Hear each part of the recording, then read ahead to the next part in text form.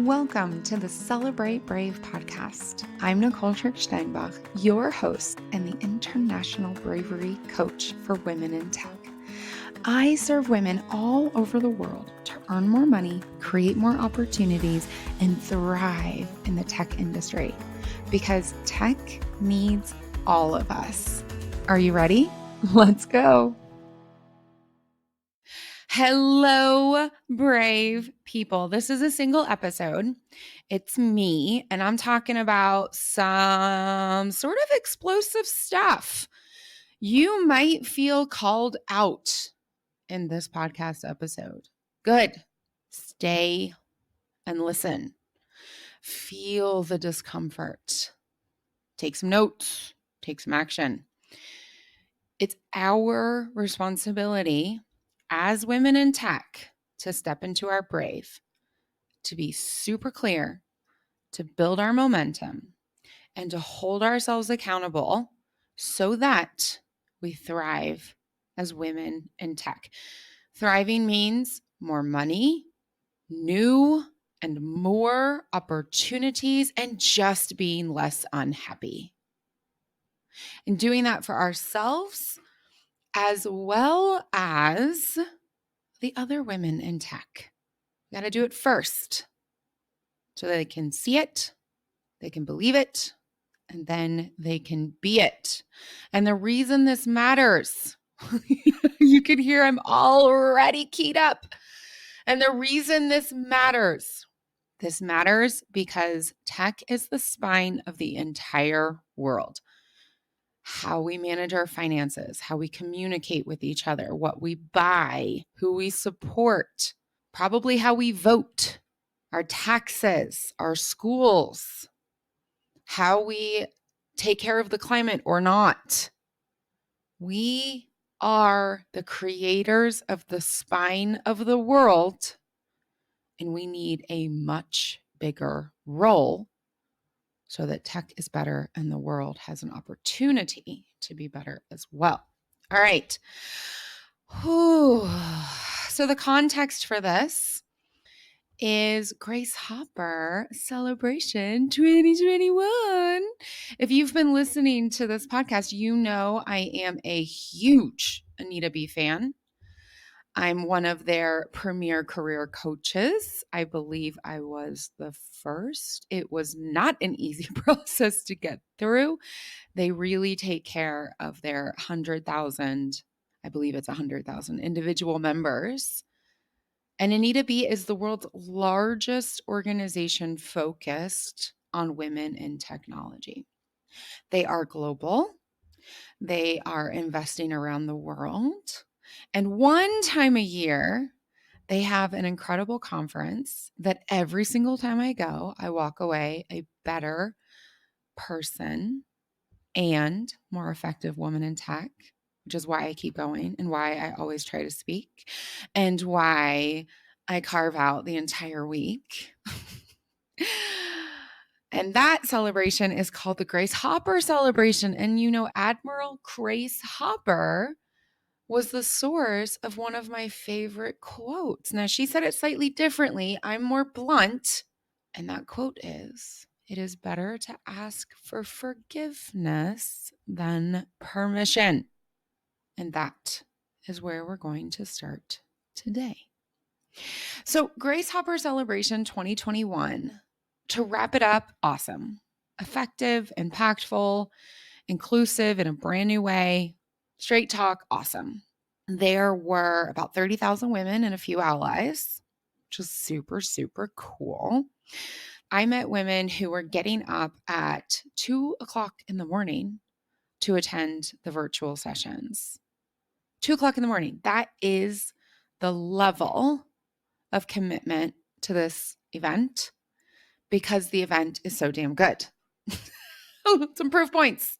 Some proof points. All right. The speakers. This is a very, very small slice, just so you can get a feel of the level we're talking about here. The Chief Operating Officer at Zoom, Aparna Bara, she talked about Zoom and how they messed it up and how they committed and how they made it better. Yeah, Crazy, right? And crazy impactful. Then U.S. Ambassador Susan Rice.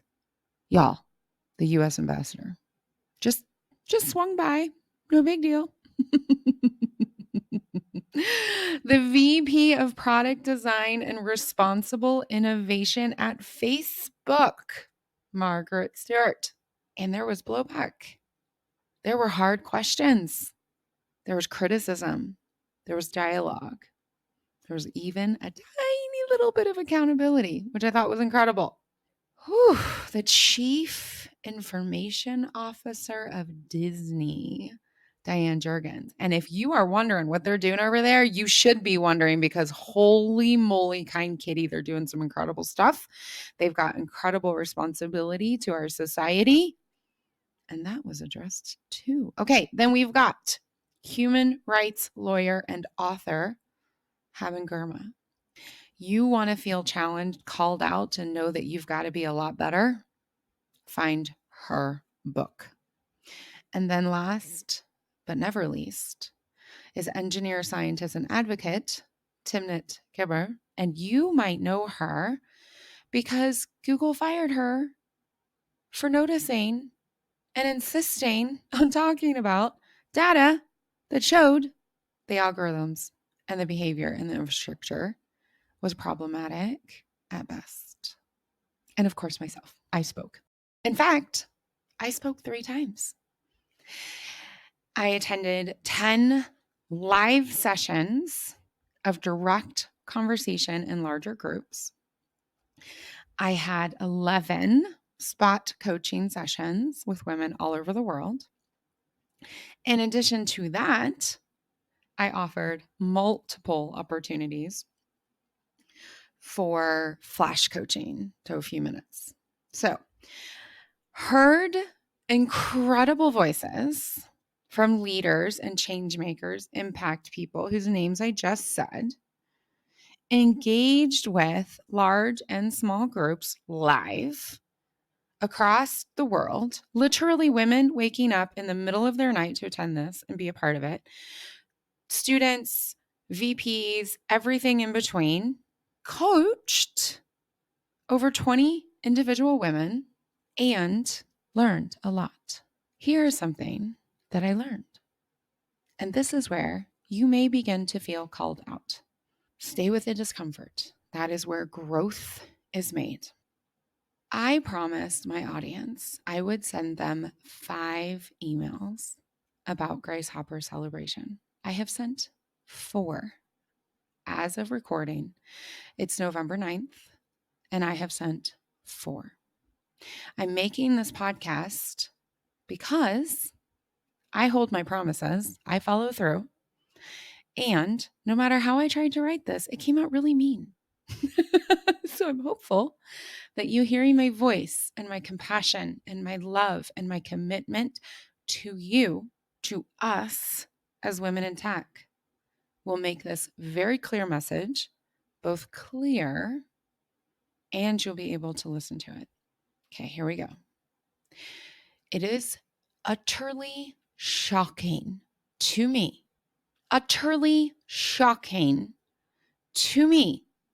as in I had to take multiple naps after Grace Hopper, not during Grace Hopper, after. As I was working through my thoughts and my feelings about how many women in tech have normalized being underpaid, overworked, underinvested, and looking down and backwards rather than up and forwards.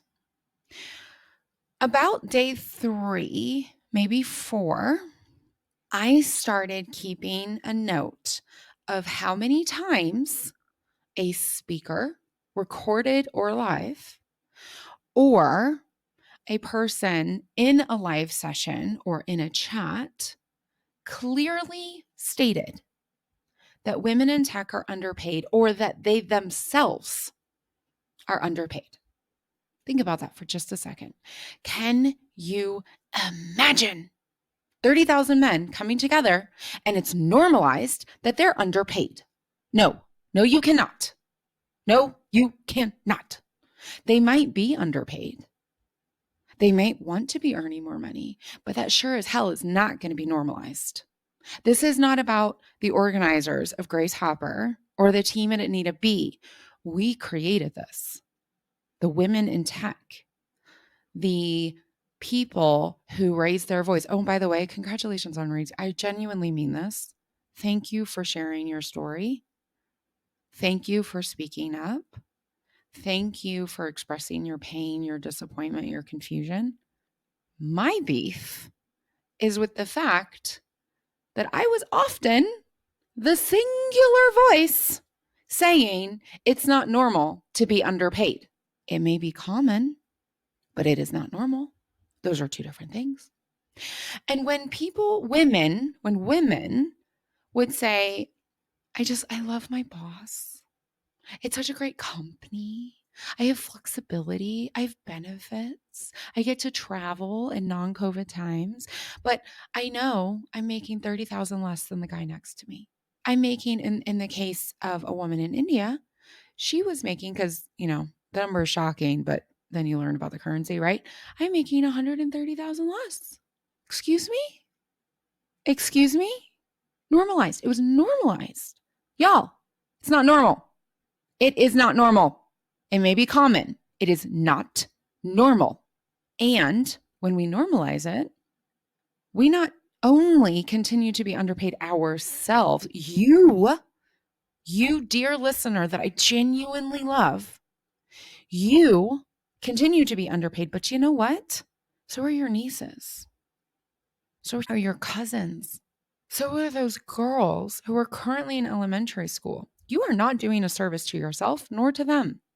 Overworked. Oh, I really wanted to make that session, but I couldn't take the time off. Why could you not take the time off?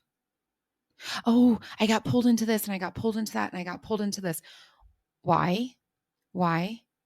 I would love to attend more sessions. I would love to be a part of my local group, my local Anita Beta group, my regional group, my country group.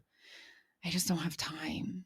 I'm working 50, 60, 70 hours. I'm just so exhausted after work. Why? Being overworked is, again, perhaps common, but it is not normal and it is not acceptable. I had phases of my career where I was traveling at the spin of the dime. I learned how to run in heels.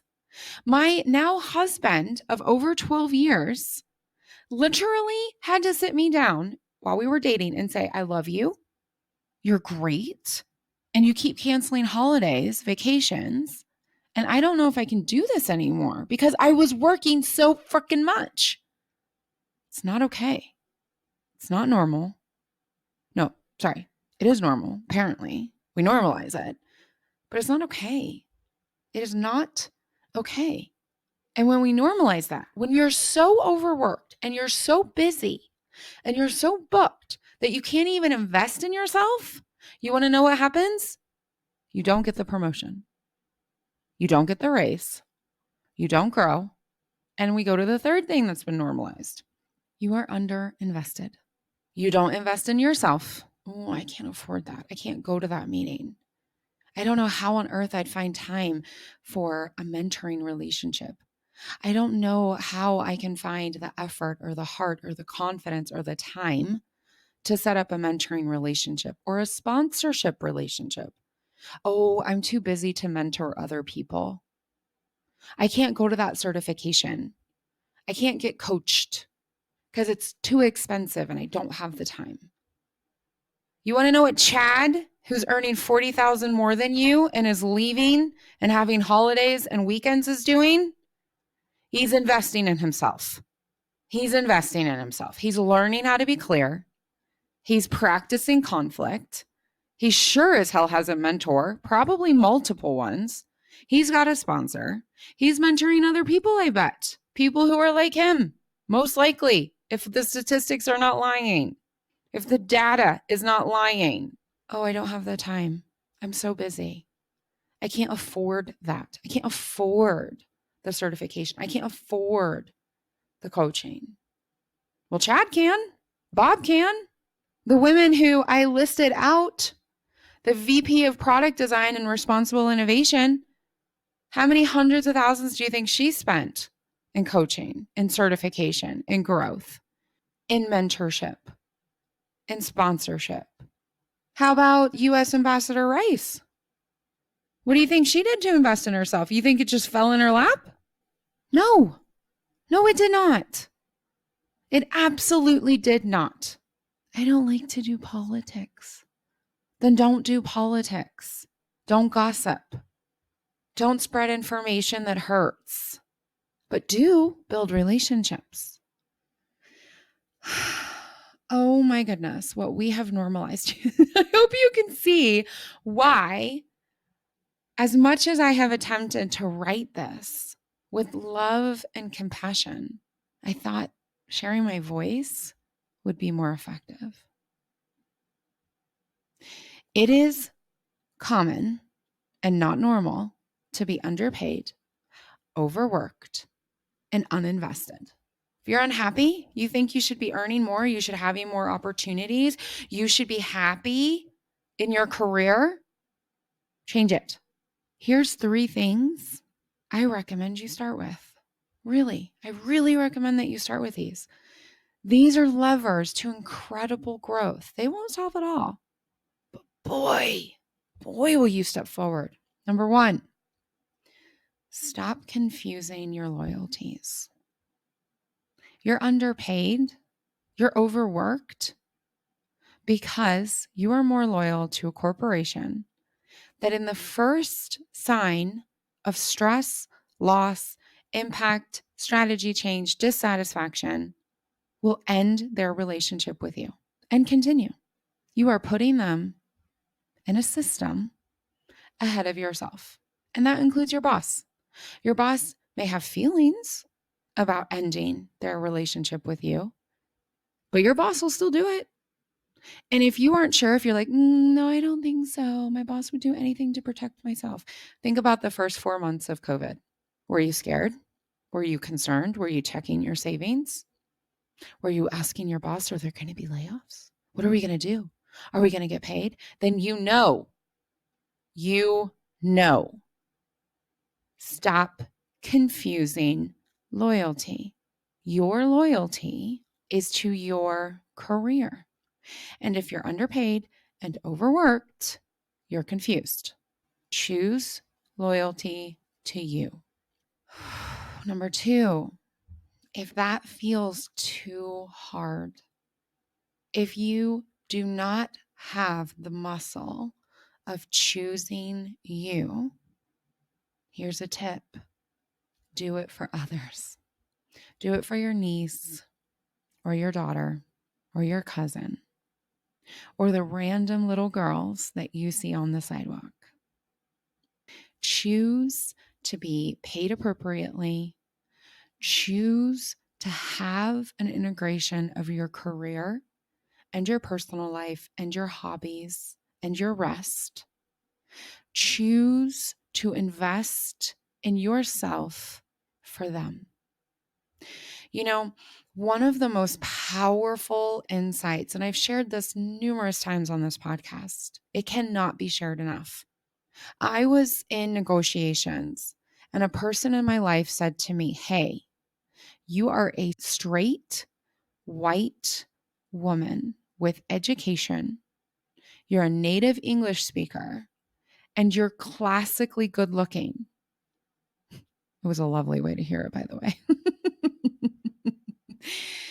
If you do not negotiate, if you do not earn your market value and above, if you do not set the tone and you have all that privilege and more, what do you think you're doing to Black women, to brown women, to lesbians, to bi women, to polyamorous women, to religious women, to conservative women, to incredibly liberal women, to foreign women? At the time I was a foreign woman, but like, please take that in your heart, right? people with accents, people with a different first language, people with a different background. What are you doing to them? What are you doing to them? And the answer is, I was holding them back. If I was not earning market value and living a great life and thriving as a woman in tech, I was making it even harder for them. I'm a straight white woman.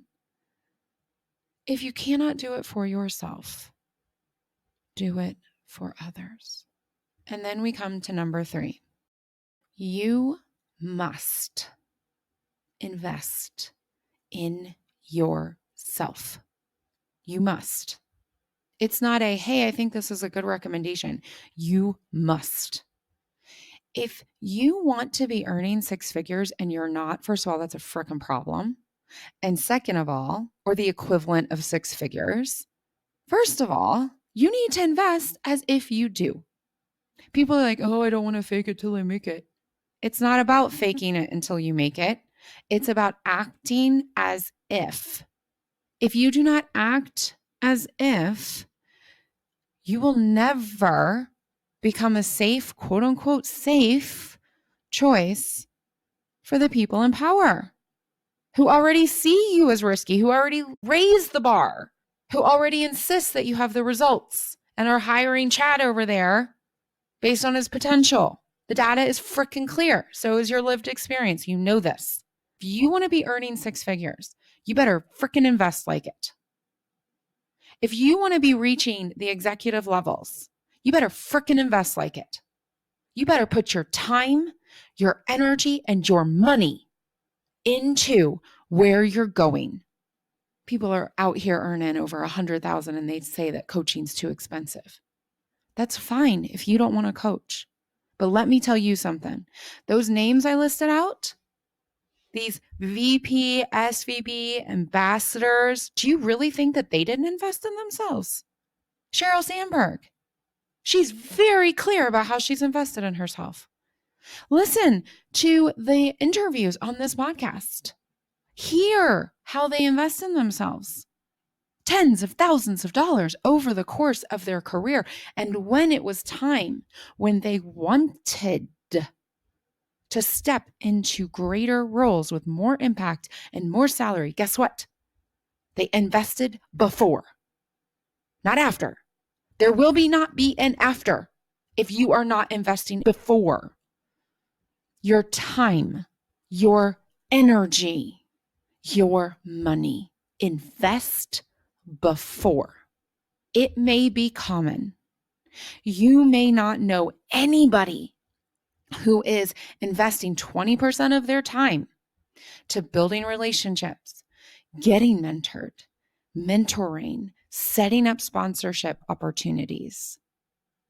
You may not know anybody in your space that's using that 20% to work on their confidence and how they believe in themselves, becoming the who, becoming the incoming woman in tech, the incoming director, the incoming software architect, becoming the expat.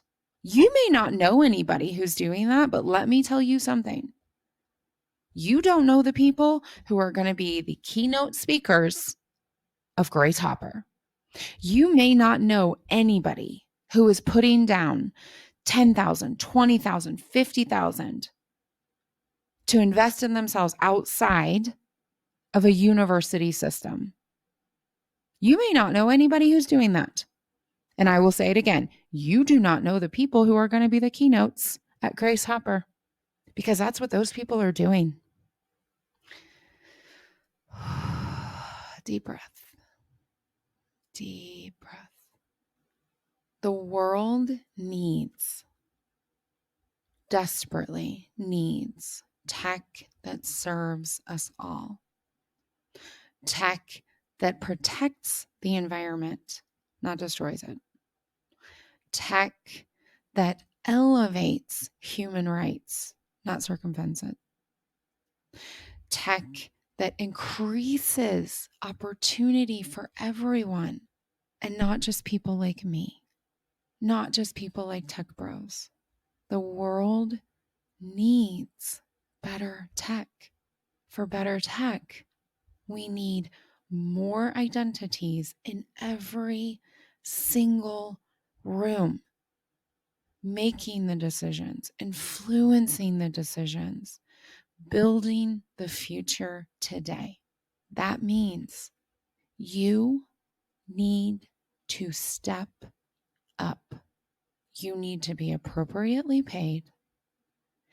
You need to have a life and a professional space and hobbies and rest. And you need to invest in yourself and the other women in tech. This podcast episode may have been very uncomfortable. I appreciate that. Please know I am in my brave clarity, my brave momentum, my brave accountability to gift this to you. This is not comfortable for me either. And what is common is unacceptable. What is uncommon, what is excellent, what is audacious, that, dear listener, that's where you deserve to be. Until next time, brave it up. Thank you for listening to this episode of the Celebrate Brave podcast. If you're ready to build your brave, to live a life you love, and create a career that matters to you, reach out. Together, we can spend time one-on-one to explore how I can help you. And until then, share this episode with people in your life, people who can join our movement to redefine brave, how we identify it, experience it, and celebrate it.